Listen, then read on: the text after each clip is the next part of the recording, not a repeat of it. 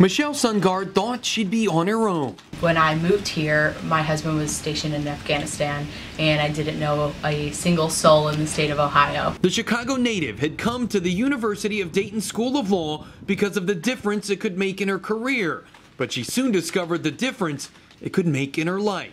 It's one of the best choices I've ever made. Michelle quickly felt at home at the law school. The community at UD is really what helped me the most. It wasn't just students and faculty who welcomed her, but also the law school's alumni. They pointed me in the right direction, and that's how I got to where I am today, by kind of following their example and doing my own thing at the same time. Today, Michelle is an attorney at Pickrell, Schaefer & Ebling.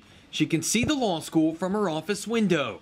But the view doesn't include those with the school who have meant so much to her. So she's looking forward to Alumni Weekend in June and hoping others will join her. Get together and see what the school's doing, see what the students are doing, and find ways for us to help them.